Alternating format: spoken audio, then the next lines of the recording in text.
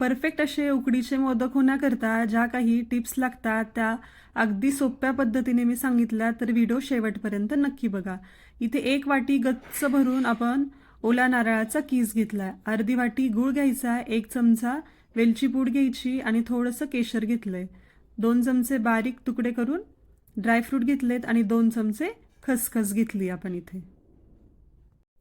कढईमध्ये 1 चमचा पोह्याचा 1 चमचा तूप गरम करून घ्यायचंय. 1च चमचा तूप घ्यायचंय, जास्त तूप घ्यायचं नाही आपल्याला इथे. आणि त्या तुपामध्ये आपण खसखस आणि ड्रायफ्रूट थोडेसे लालसर होईपर्यंत भाजून घेणार आहोत. थोडेसे लालसर झालेत आपले आता इथे खसखस आणि ड्रायफ्रूट. त्यानंतर आपण त्याच्यामध्ये ओल्या नारळाचा जो कीस घेतलाय, वाटी गच्च दाबून दाबून भरायची ओल्या नारळाची. तो कीस आपण इथे परतवून घेणार आहेत. तर नारळामध्ये प्रत्येक नारळामध्ये पाण्याचं प्रमाण कमी जास्त असतं, त्याच्यामुळे वेळ पण आपल्याला थोडासा कमी जास्त लागू शकतो. पण साधारण 1 ते 2 मिनिट पाणी जोपर्यंत कमी होत नाही तोपर्यंत हा कीस आपल्याला परतवून घ्यायचा आहे. तर इथे मी साधारण 1 मिनिट परतवून घेतलाय. पाणी कमी झालं की आपल्याला लगेच लक्षात येतं, म्हणजे तो आवाज जो चरचर होतो नारळाचा परतवताना तो कमी व्हायला लागतो. नंतर त्याच्यामध्ये लगेच आपण अर्धी वाटी गूळ टाकायचा. अर्धी वाटी गूळ बरोबर होतो. तुम्हाला जर जास्त गोड लागत असेल तर तुम्ही जास्त पण टाकू शकता. मी इथे सेंद्रिय गूळ वापरलाय. बरेच जण पिवळा पण गूळ वापरतात मोदक म्हणजे पांढरे शुभ्र दिसावे म्हणून, तर तो वापरला तरी चालतो तुम्ही. तर गुळाचा इथे चांगला पाक होऊ द्यायचा आहे आपल्याला, चांगला विरघळू द्यायचा आहे तो गूळ. आणि त्याच्यानंतरच मग आपल्याला गॅस बंद करायचा आहे. तर हे परतवताना लक्ष द्यायचं आहे आपल्याला की गुळाचा पाक झाल्यानंतर पण जास्त परतवायचं नाही आहे, नाहीतर मग बऱ्याच वेळा काय होतं की आपण जे आतलं सारण हे केलं ते सारण मोदक उकडल्यानंतर त्याची अशी गोळी बनून बसते मध्ये. तर 1च मिनिट आपल्याला हे असं परतवून घ्यायचं. गुळाचा पाक झाला की लगेच गॅस बंद करायचा आहे. तर इथे तुम्ही बघू शकता छान मिक्स झालंय असं. त्यात थोडंसं असं पाणी राहिलं पाहिजे, जास्तही नको आणि कमीही नको. तर चांगलं परतवून झालं इथे आपलं. आता बघा त्याच्यामध्ये थोडंसं असं चिकटपणा आहे, आणखीन जास्त असं वातड किंवा कडक तुम्हाला होऊ नाही द्यायचं आहे. आता याच्यामध्ये आपण इलायचीची पूड आणि केसर घातलंय आणि शेवटी आपण इथे छोटासा 1 चमचा जो असतो पोह्याचा छोटावाला, तो अर्धा चमचा तांदळाची पिठी घालायची, म्हणजे जो चिकटपणा असतो गुळाचा तो कमी होतो आणि आपण जेव्हा वाफवतो तेव्हा त्याचं पाणी होत नाही आणि ते मोदकातनं बाहेर येत नाही, तर बऱ्याचदा चिकट होतात. आता इथे पारी बनवण्याकरता मी 1 वाटी तांदळाची पिठी घेतली, त्याचा व्हिडिओ आपण दिलेला आहे. तर 1 वाटी तांदळाच्या पिठी करता बरोबर त्याच वाटीने 1 वाटी पाणी घ्यायचंय, अर्धा चमचाच तूप घ्यायचं, याच्यापेक्षा जास्त तूप घ्यायचं नाहीये. आणि 2 चमचे, एका वाटीला 2 चमचे दूध घेतलंय आपण इथे. आणि पांढरे शुभ्र येतात मोदक. आणि चिमूटभर आपल्याला मीठ घ्यायचंय. तुपाचं प्रमाण आपल्याला कमीच ठेवायचं इथे. तर मी कढईच घेतली इथे, जाडबुडाची कढई घेतली आहे. पसरट भांडं घ्यायचं आहे, त्याच्यामुळे आपल्याला पीठ ढवळताना व्यवस्थित ढवळता येतं. असं छोटंसं घेतलं की मग त्यात आपल्याला हलवायला थोडंसं अवघड जातं. 1 चमचा 2 चमचे आपण जे दूध घेतलं ते दूध याच्यात टाकून घ्यायचं आहे. चिमूटभर मीठ पण ॲड करायचं आहे.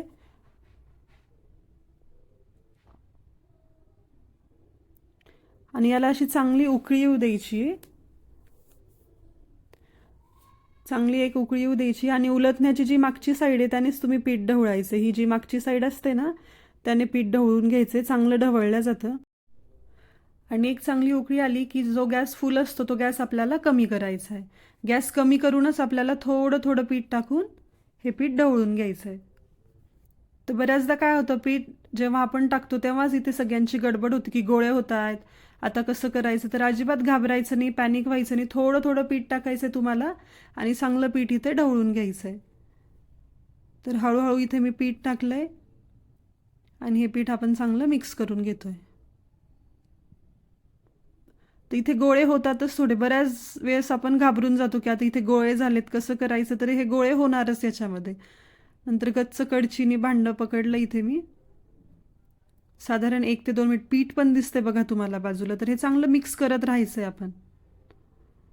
चांगलं मिक्स करून घ्यायचंय. 1-2 मिनिट लागतात आपल्याला इथे मिक्स करायला आणि थोडं आपल्याला हाताने जोरही द्यावा लागतो. चांगलं मिक्स करून घ्यायचं. इथं मिक्स होत आलंय आता आपलं बऱ्यापैकी. तर आता आपली उकड चांगली कशी बसली त्याच्याकरता आपण बघू शकतो. एक गोळा असा हातात घ्यायचा आहे आणि तो हलका प्रेस करायचा आहे आपल्याला.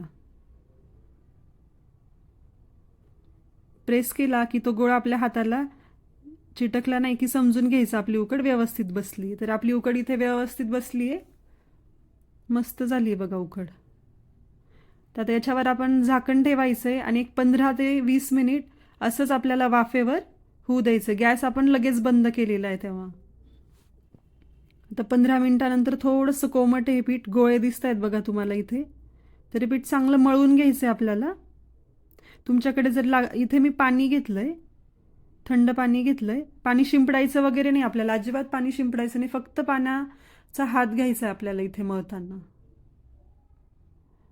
स्टीलचं ताट आहे तर त्याच्यावर हे असं सटकते, चोपडं झालंय त्याच्यामुळे. खरं तर लाकडी याच्यामध्ये मळायला पाहिजे आपण हे, पण लाकडी नसल्यामुळे स्टीलच्या याच्यामध्ये मळून घ्यायचे. चांगले घट्ट मळून घ्यायचे एकजीव. इथे बघा तुम्ही एकदम लोण्यासारखं दिसतंय हे, घट्ट झाले. आणि रबर कसं असतं की आपण त्याला एक हे केलं की हलतं मस्त, तसं अगदी रबरासारखं झालंय. तरी मी ते 10 गोळे करून घेतलेत.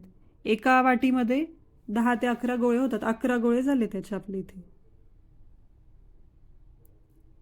सेम आकाराचे गोळे करून घ्यायचेत.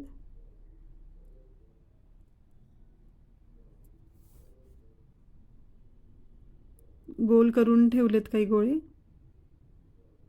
आता इथे मी ओला सुती कापड करून घेतला आणि त्याच्या खाली हे गोळे ठेवून घेतलेत. आणि सारण जे होतं आपलं, सारण थंड झालं तर त्या सारणाचे पण इथे 10च गोळे झालेत. थोडासा नारळाचा किस दाबून घेतला तरी कमी पडला. तर 10 गोळे झालेत. आपण आता याचे 10 मोदक बनवून घेणार आहे. असे बनवून घेतले म्हणजे आपण जेव्हा टाकतो तेव्हा हात चिकट होत नाही, त्याच्यामुळे आधीच असे गोळे बनवून घ्यायचेत. आता आपण इथे मोदकाची पारी लाटून घेऊयात. तर थोडंसं पीठ टाकायचं खाली आणि हलक्या हाताने हे आपल्याला लाटून घ्यायचं इथे. तर तुम्ही बघू शकता इथे एक पण चीर गेली नाही. आपली उकड अशी मस्त झाली आहे, एकही त्याला चीर गेली नाही कुठनंच. थोडंसं पीठ टाकायचं, जास्त पीठ वापरायचं नाही आपल्याला इथे, नाहीतर मग ते असे कोरडे कोरडे लागतात वरतून. जास्त पीठ जर आपण वापरलं तर लागतच नाही तसं पीठ. पोळपाट आणि ते स्वच्छ घ्यायचं आहे आपण बेलनं.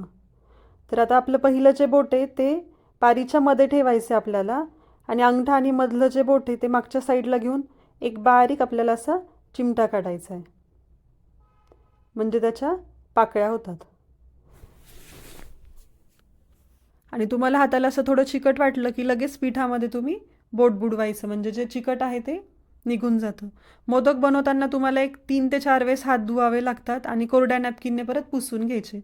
मोदक बनवताना तसं आपल्याला हात स्वच्छ करावेच लागतात मध्ये मध्ये.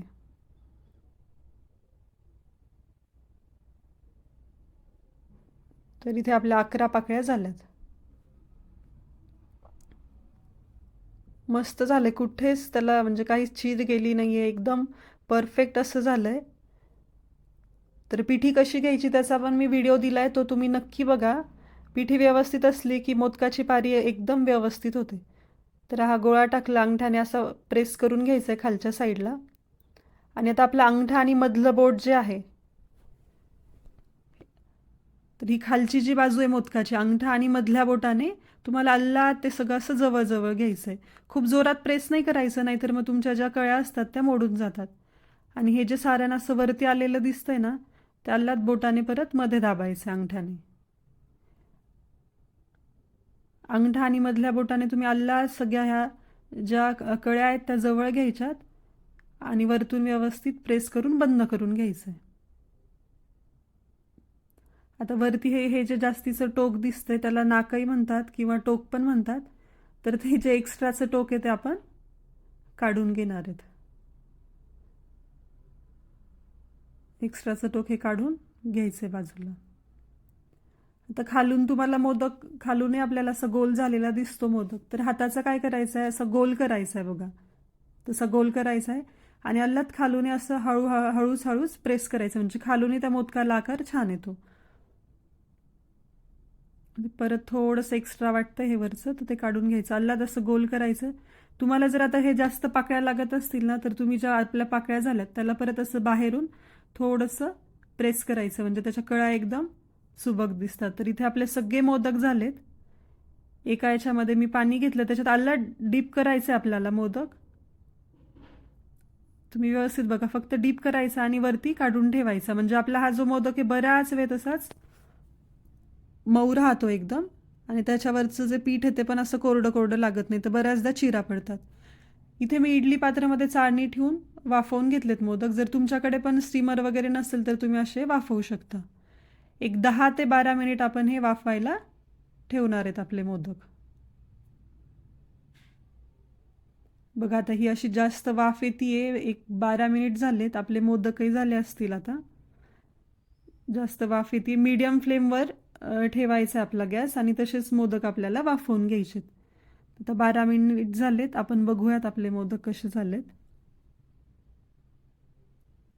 अजिबात कुठल्याच मोदकाला चीर नाही गेली आणि फुटला पण नाही कुठलाच मोदक. गुळाचा पाकही बाहेर आला नाही, परफेक्ट असे मोदक झालेत. खरंच खूप छान झालेत मोदक. फक्त एक जो मोदक आहे हा याला प्रेस करताना राहिलं माझं, तर ते तसं दिसतं त्याच्यामध्ये, नाहीतर सगळे मोदक छान झालेत. थंड पाण्यामध्ये हात बुडवायचा आहे आणि आपल्याला आता मोदक काढून घ्यायचे. गॅस लगेच बंद करायचा आहे, नाही तर खालची जी वाफ आहे त्याच्यावर परत ते असे चिकट होऊ शकतात मोदक. तर असे सगळे मोदक काढून घेणार आहेत आपण. परफेक्ट असे मोदक झाले. तुम्हाला जर माझा व्हिडिओ आवडला असेल तर लाईक करा आणि पल्लवीज किचनला सबस्क्राईब करायला विसरू नका. बेल आयकॉन प्रेस करा, म्हणजे तुम्हाला माझ्या नवीन रेसिपीचं नोटिफिकेशन लगेच मिळेल. चला तर मग परत भेटूयात एका नवीन रेसिपी बरोबर. तोपर्यंत बघत रहा पल्लवीज किचन.